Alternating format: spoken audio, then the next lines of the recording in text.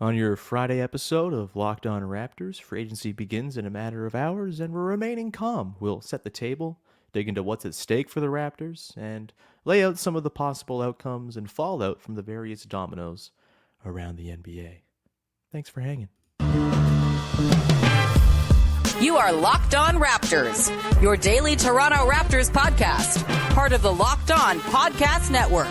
Your team every day. Hey, what's going on? And welcome to another episode of Locked On Raptors, part of the Locked On Podcast Network, your team every day. It is Friday, June the 30th. You know what that means. It's my mom's birthday, of course. It's also free agency day. Happy birthday, Mom. I'll call you after this. I'm, of course, your host, Sean Woodley. I've been covering the Toronto Raptors now for 9 seasons on various platforms. You can find all my work over on Twitter at Woodley Sean. You can follow, subscribe to, rate, and review the podcast for free on your favorite podcast apps. And of course, you can go and support the show by subscribing on YouTube. It's much appreciated when you hit the big red subscribe button over there. Lots of new subs of late, so welcome. Hello. Thanks for joining the Locked On Raptors YouTube family. You can also join our Discord family. It's look, it's a stressful time in the Locked On Raptors Discord, but people are being stressed among friends, and it's very nice. Of course, as we wait for free agency and all the fallout to come with Fred VanVleet, Jakob Poeltl on down the line, come hang out. Link is in the description, as always. It would be lovely to see it in there. Lots of new faces joining this week, and plunging into like the scene from Community where Troy walks in and the entire apartment's on fire after going to get the pizza. That's kind of the vibe right now among Raptors fans. It seems there's a lot of anxiety. It makes sense. It's a very uneven and unclear time right now for the team, but we're doing it among pals in the Discord, so come and hang out. Today's show is brought to you by our friends over at Prize Picks. First-time users can receive a 100% instant deposit match up to $100 with the promo code Locked On. That's PrizePicks.com. Promo code Locked On. Go check it out. Today's show is also brought to you by Game Time. Create an account, use the code LOCKEDONNBA for $20 off your first purchase. Last minute tickets, lowest price guaranteed. Okay, let's get to it on today's show. We're going to tee up free agency. I feel like at this point, this is going to be a shorter podcast probably because everydayers of the podcast will know we've been talking about this stuff for weeks at this point.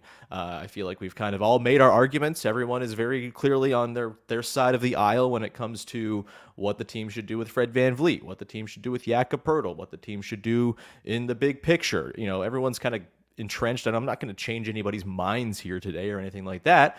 So we're just going to kind of set the table, run through the financials of sort of how things sit for the Raptors, what they're looking at, what the rumors and reporting is regarding other deals around the league.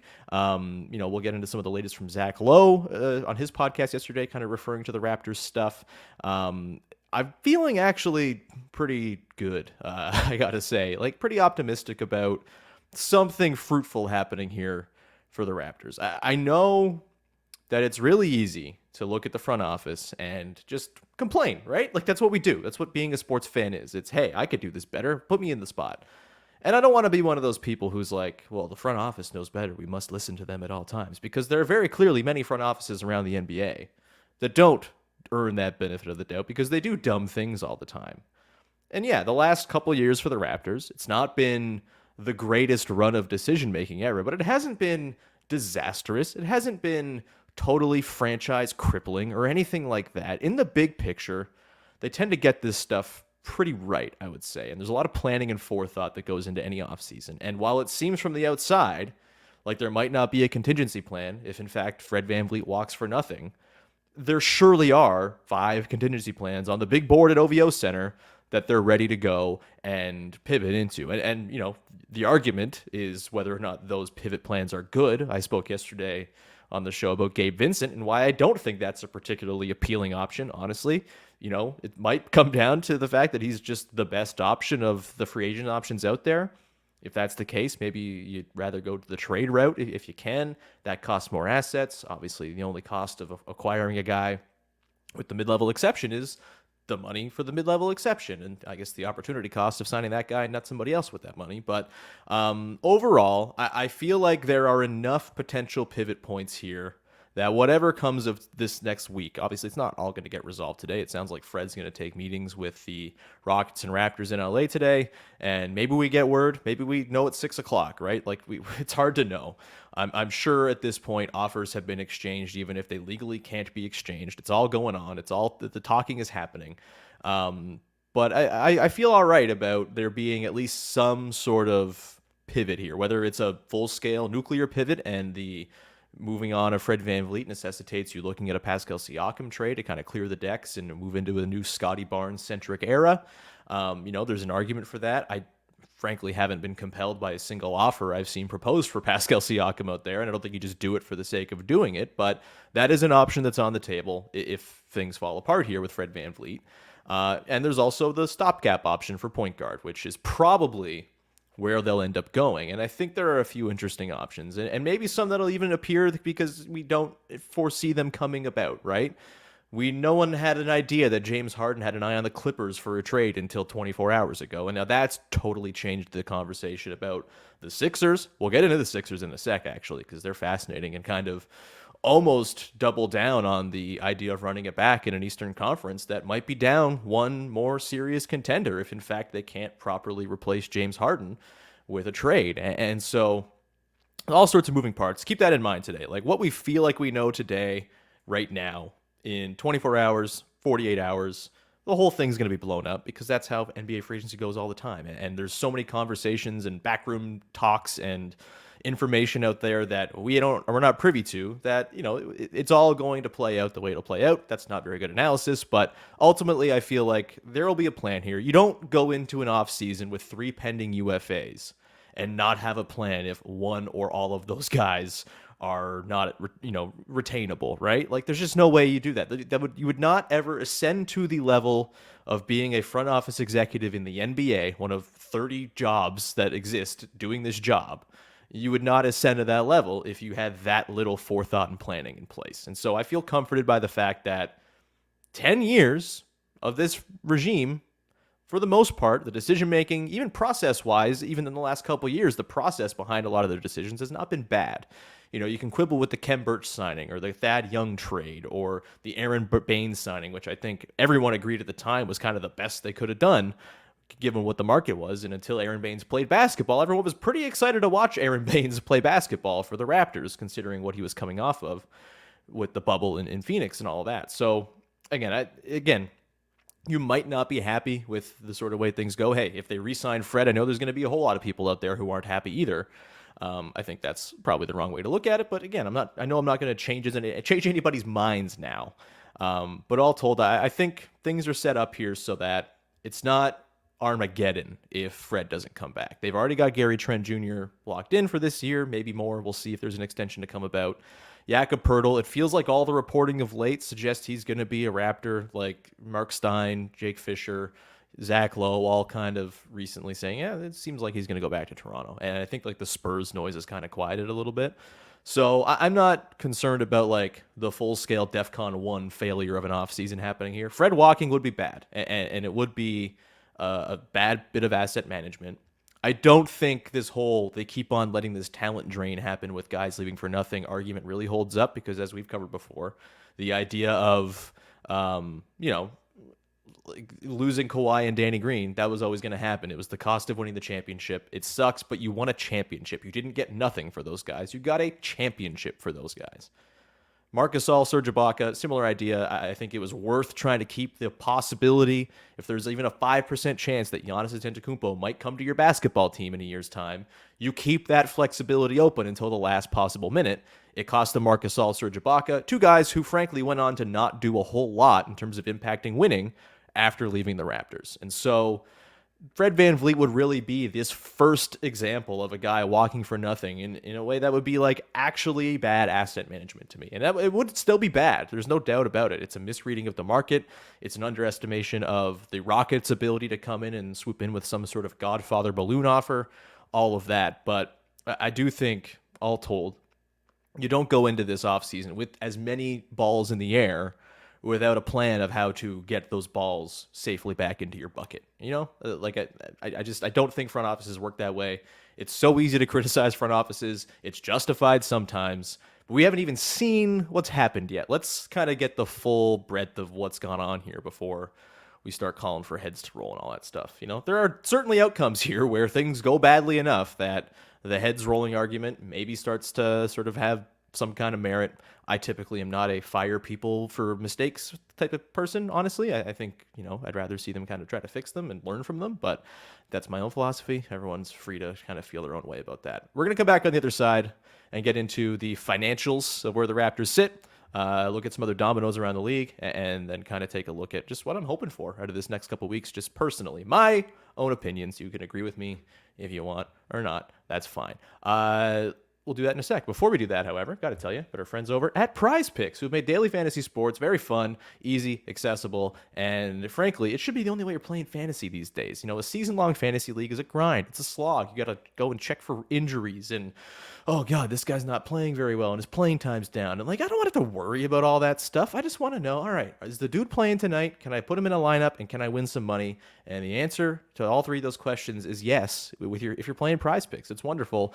And it's not just NBA. You can do it with any sport under the sun. The WNBA season is rolling on right now. Obviously, MLB's cooking up. You've got all sorts of leagues around the world playing sports, and you can go and make your daily entries on Prize Picks using those players cross sport if you want to. You can pick 2 to 6 players, and whether they will go more or less in their projection in a given stat. And if you get them all right, you can win up to 25 times your money on any entry. That is pretty sweet. Entries can be made in 60 seconds or less. It's that easy. You get safe and fast withdrawals of your money when you win, and you are currently operational in over 30 states and in Canada in every province except for Ontario at the moment. Download the Prize Picks app or go to prizepicks.com to play daily fantasy sports. First-time users receive a 100% instant deposit match up to $100 with the promo code Locked On. If you deposit $100, Prize Picks will give you $100. That's just as simple as it is. Go and do it right now. Don't forget to enter the promo code Locked On at sign up for an instant deposit match up to $100 with Prize Picks. All right, rolling on here on our calm pre-free agency primer episode. I know this is dropping at kind of a weird time, like a few hours before free agency. I'd figure I'd give you something to hold you over. We'll have reaction videos and all that type of stuff once news starts to break over the weekend. I'll be around doing that, so this is not the last you'll hear from me or anything like that this week by any means. But let's just kind of... I ran long there with sort of philosophical talk. Let's get into the money, shall we? The cold hard cap analysis. Frankly, the best person for this is Daniel Hackett at dhackett1565. He's a former Raptors HQ, or still at Raptors HQ, breaking down my former coworker at HQ when I was there, but he's still there doing wonderful cap breakdowns. And it seems like it's very, very reasonable for the Raptors to retain both Fred VanVleet and Jakob Poeltl without it being some sort of financial hindrance, at least this coming year. Obviously, 2024-25, that's the summer or the season where the cap crunch is really going to kick in. You're going to have extensions for Pascal Siakam potentially OG Anunoby, Precious Achiuwa if he's around. Scotty Barnes will be a year after that. It's coming. There will be a crunch here. But for me, my philosophy has always been keep good players, figure it out later. The league landscape changes so rapidly that to me, to worry about what your tax bill might look like in 24-25 is just it's putting the cart before the horse. We have no idea. Injuries happen. Team contexts change. Some team might be like, oh my God, we need Fred VanVleet right now. And there's an instant trade right there you can do 6 months after you sign his deal or whatever. The NBA is a constantly moving and evolving beast. And I think it's obviously you got to have forethought. That's what, frankly, the front office people are for. They have cap wizards and all this stuff to line this stuff up. And I think you can almost overthink the future potential trouble you might end up in. If you run this thing back and the Raptors go and have an amazing season and win 52 games, you're not feeling so bad about keeping your guys. And you're in a way better spot than you would have been if you let them walk. Let's get to the money. So the reporting right now is, of course, that the Houston Rockets are probably going to swoop in with a 2-year, $84 million-ish max offer for Fred VanVleet. Balloon payment. Certainly could not blame Fred VanVleet for taking that money. It's a lot of bucks. It's a way to maximize his earning the next 2 years and then, in theory, hit free agency again, maybe as the cap is rising in a couple seasons as well. There's reason for Fred VanVleet to do it. Ultimately, I will not begrudge him for chasing the money or anything like that. It's a lot of money to turn down. $80-something million is no thing to sneeze at. And especially considering where Fred VanVleet has come from. he was never supposed to be here, right? And I can't begrudge a dude for taking all he's worth. You know, I have my own philosophies of, how much money is there a difference between 80 million and 70 million? Probably not in like real terms, but I can't really blame anybody for taking the money. It's just, it's what they have a very finite amount of time. They're able to earn money. You only hit free agency so many times in your career. Take advantage of it. If that's what Fred ultimately does, I will thank him for his many years of service to the Raptors and, pray for him as he goes to the most dysfunctional basketball team I've ever seen, the 2022-23 Houston Rockets. I guess he's the reason that that's the reason you bring him in, is to make them more functional. As far as the numbers the Raptors are going to have to throw around, Zach Lowe yesterday on his show mentioned 4 years, 130 is probably what they're going to have to offer for Fred to convince him to not take that balloon payment from the Rockets. And it's got to be said, the Rockets have been linked to like every free agent. They feel like the leverage team. They are to like the equivalent in the NHL. There's always constant talk about relocation. It's just like a very constant thing. The NBA too, to an extent, but the NHL, this is like a very recurring thing where the NHL will use like Quebec City or Kansas City or some other team market that doesn't have a team as a leverage point to get teams to build arenas. Because, hey, there's only a finite number of places that hockey teams can play. You're not going to do it here. We'll move to somewhere else. It kind of feels like what the Rockets cap space is right now. It's, well, if you're not going to pay me on this team, I'm just going to go to the Rockets and take up their cap space. They have all of it in the world. They're the only team that has it. And so they're the leverage team for everybody, it seems, in all these very public agency negotiations. You got to keep that in mind here. That said, I believe that the Rockets, there's enough reporting out there, I believe the Rockets will come in and make that offer to Fred. Whether he takes it, there are reasons to not take it as well. 2 years in Houston, and then what happens, right? Is there any security there? Or is he just going to be, a salary matching tool for a trade in a year's time for a superstar of some kind, right? There's all these sort of downsides, not to mention going to a Houston team that, while young and exciting, is not going to be a real player in the Western Conference next year, even with Fred. There's upsides and downsides. If Fred returns, the Raptors keep the best point guard on the market. They keep their best in-house point guard option on a roster where there are no point guards. And I think 4 years, 130, $32.5 million a year. You started around, I think the starting salary comes in at 28 or 29, if I'm not mistaken. We'll have to sort of see, what the actual figure is going to be. But ultimately, $32.5 million a year for Fred VanVleet on an average value. I know it's sticker shock. I know it's crazy. $30 million for a point guard who's maybe the 13th best starting point guard in the league. Guess what? That's what point guards make. That's what starters make in the NBA now. It's just going to be the new reality. You have to get used to the sticker shock.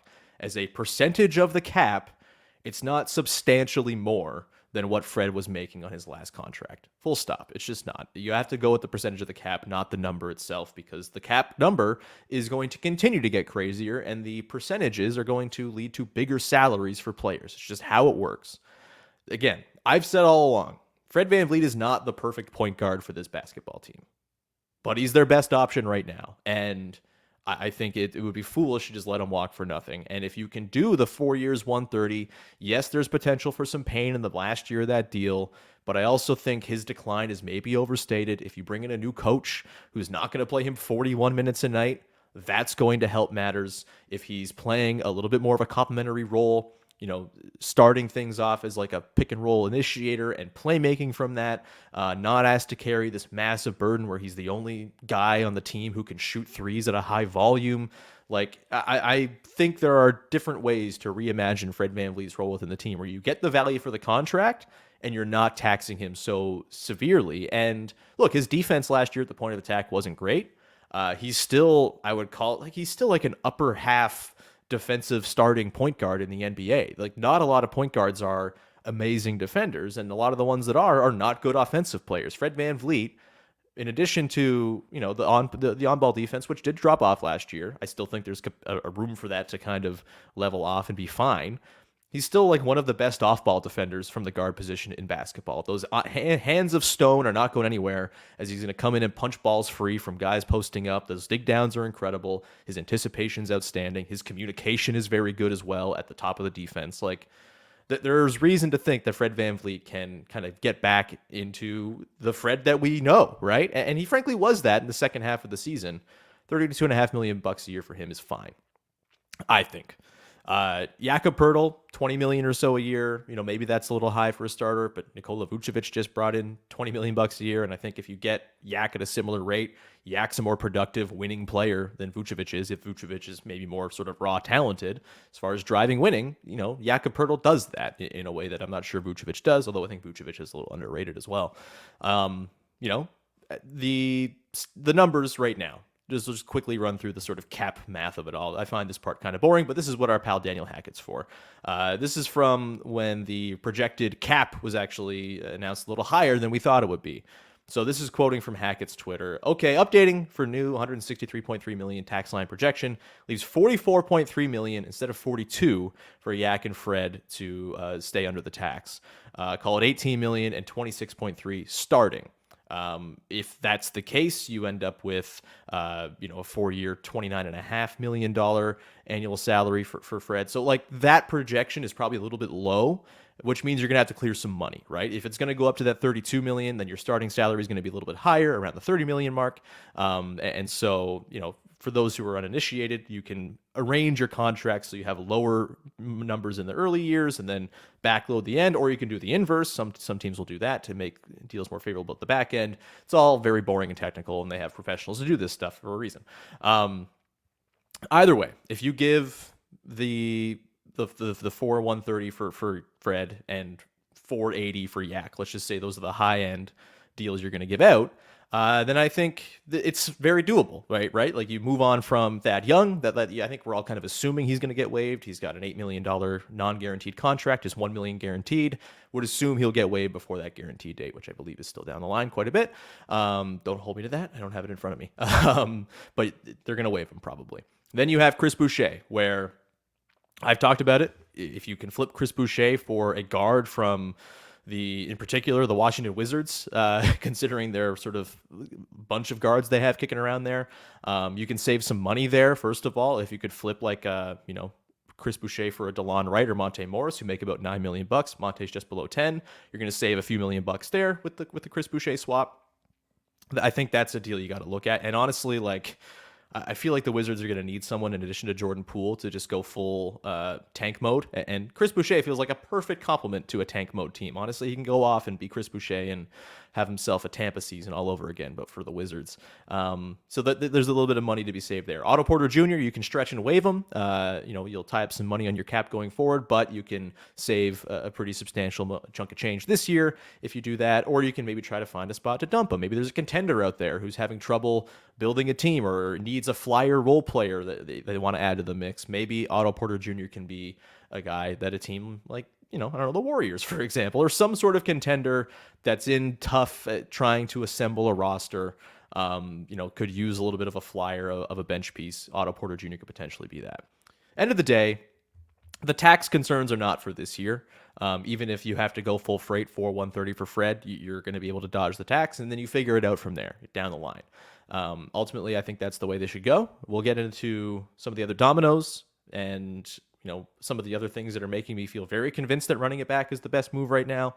We'll get to that in a second here, as well as some other quick stray thoughts before we round out the show. Before we do that, however, got to tell you about our friends over at Game Time, the best place right now to go and buy yourself some tickets for the events you want to go to. Buying tickets for events should not be stressful. It should be easy. It should be convenient. It should be seamless. And Game Time offers that experience for you to a T. Forget planning months in advance. Game Time has deals on tickets right up to the day of the event. You can get exclusive flash deals on tickets for football, basketball, baseball, concerts, comedy, theater, and more. You get pictures of your seats so you know what you're buying before you buy.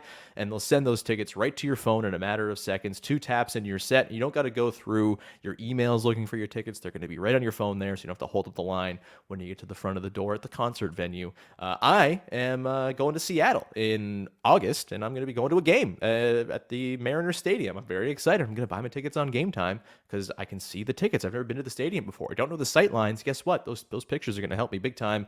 Either way, download the Game Time app, create an account, use the code LOCKEDONNBA for $20 off your first purchase. Terms apply. Again, create an account, redeem the code LOCKEDONNBA for $20 off. Download Game Time today. Last minute tickets, lowest price, guaranteed. All right, rounding it out here, your hopefully soothing, relaxing, calming pre-free agency primer episode of Locked On Raptors. Again, everydayers of the podcast, let us know if you are an everydayer, first of all, in the comments. Much appreciated when you do that. Good to know out there who should be on a watch list somewhere for consuming this every day. Thank you very much, but I'm sorry for your misfortune. You can also join our Discord. Link is in the description. It's a great place to come hang out as well. Great little community we got building around the show. So, dominoes, other dominoes around the league that are going to inform what happens with the Raptors today. Obviously, James Harden doesn't seem like he's going to the Rockets at this point. He's opted into his deal, and it looks like the Clippers are trying to eye a trade for him. We'll see. I mean, maybe the Sixers kind of hold out on this one and say, we have no obligation. You opted in, dude. We got no obligation to trade you. Feels like bad business to me. But Daryl Morey is a stubborn man, so who the hell knows what's going to happen there. Either way, I do think the Sixers potentially being at this crossroads where it's going to be hard for them to replace what James Harden brings to the table, talent-wise, skill set-wise. It's not to say that they're going to be bad next year. They still have Joel Embiid, who's incredible, but they're not going to be the same sort of, all right, no-brainer contender as we thought, I don't think, right now. Like, it's looking pretty grim for them. This is a tough situation for them to be in, and this speaks to the sort of fickle nature of the NBA. Like, the teams at the top of the East, the Bucks, who knows what's going to happen with Lopez and Middleton, but they're going to be very old if those guys are back, and if they lose, it's kind of DEFCON 1 for them. The Celtics, I think, are going to be good, but I also don't love the KP trade for them, and if they're going to lock in KP for many years, that feels like a potential sore spot to pick at that could get pretty nasty down the line. A guy who's played 65 games once since 2017-18. There's not like the Western Conference, every team looks like they're pretty good or trying to be good. The East is way more amorphous. It feels like we're already back to the East is worse than the West thing again, which is hilarious considering those fleeting 1 or 2 years where it seemed like the East had kind of got the upper leg. Upper leg? I don't know. Either way, the Harden thing, I think it makes running it back more viable, right? Or at least it makes the likelihood that running it back leads to success that much more viable and likely, just because there's one less heavy hitter contender, one potential team that could fall out with one injury, all that stuff. It's not like we're rooting for injuries here, but this is the NBA. Guys get hurt and things happen. Teams have seasons from hell all the time. The Raptors kind of just had one. I can totally see the Raptors running this thing back and finding success that we thought was going to come a year ago on a year delay.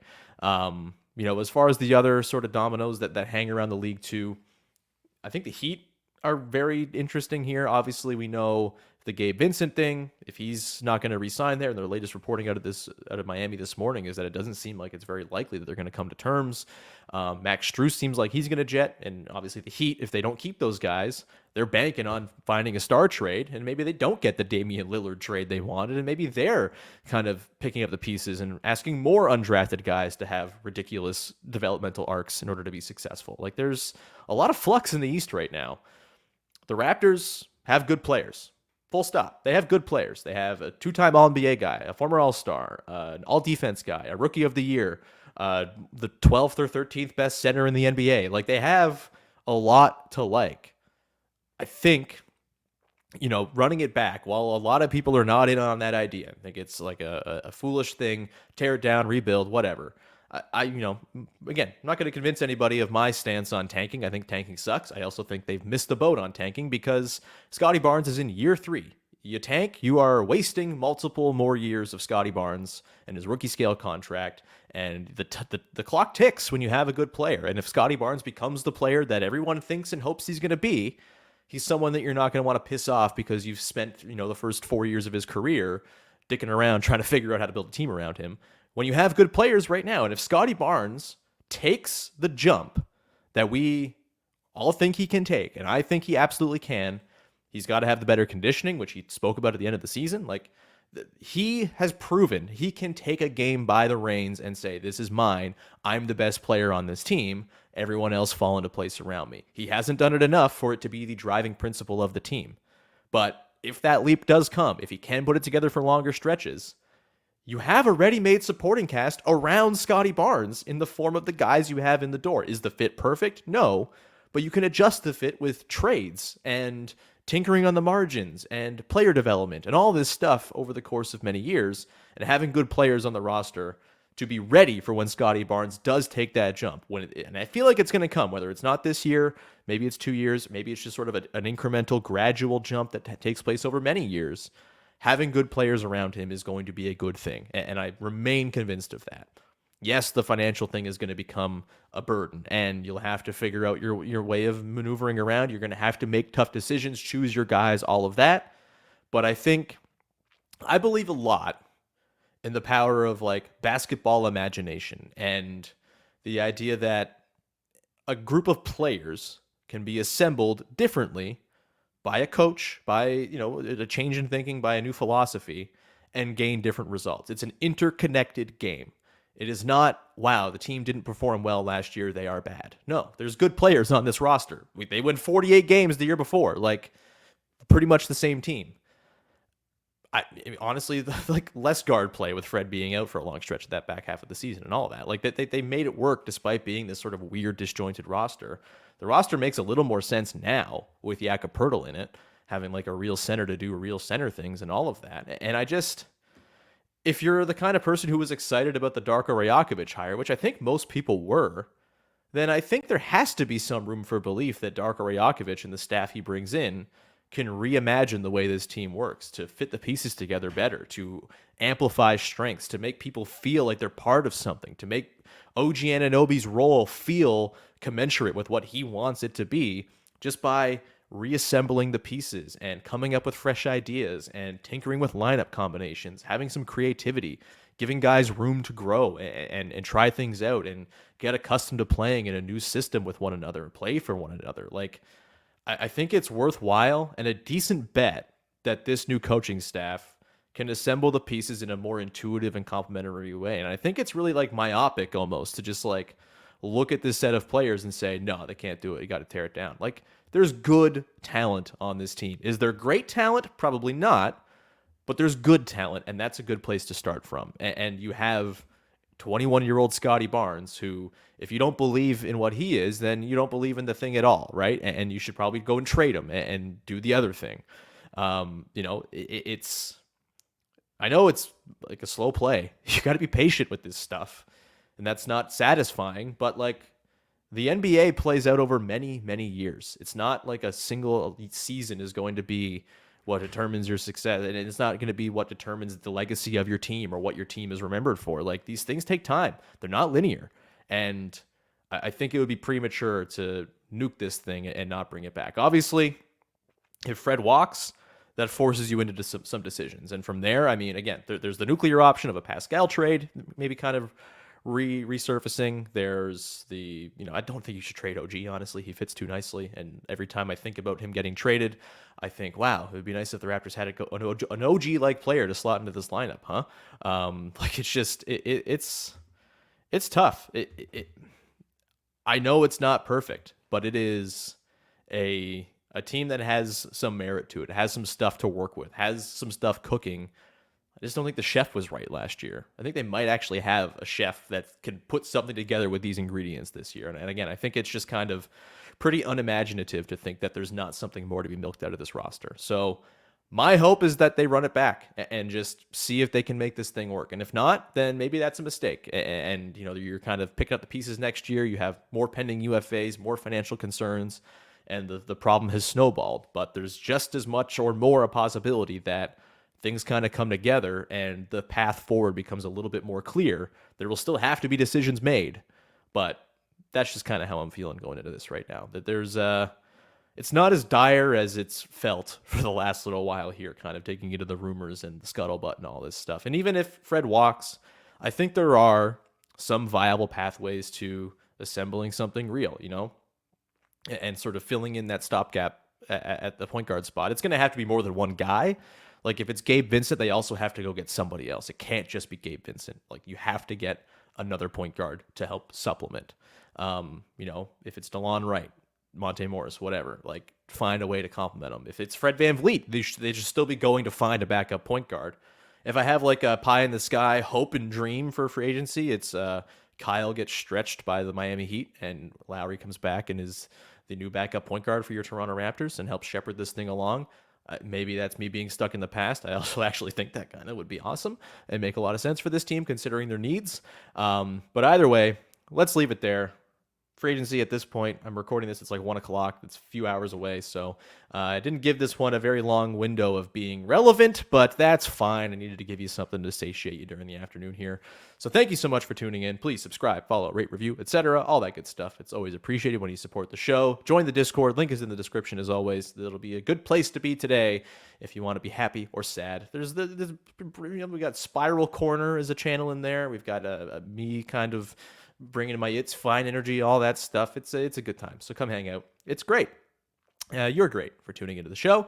Hope you enjoyed it. Hope you're feeling a little bit more calm. I tried to tone down my usual loud, large man Muppet crossover energy for today to try to do a little ASMR going into the off season and the free agency. But either way, it's not as bad as it seems. I don't think so. And there's a lot of potential for this to actually be spun into something pretty good, I think, in the next year or so. So we'll leave it there. Thank you so much for tuning in, and we will talk to you again probably this afternoon or evening. Whenever something happens, we'll fire this up, whether it's in a short reaction video or in a longer form episode. Not the last you'll hear from me this weekend, I promise you that. In the meantime, thanks so much for tuning in. Talk to you soon. Bye-bye.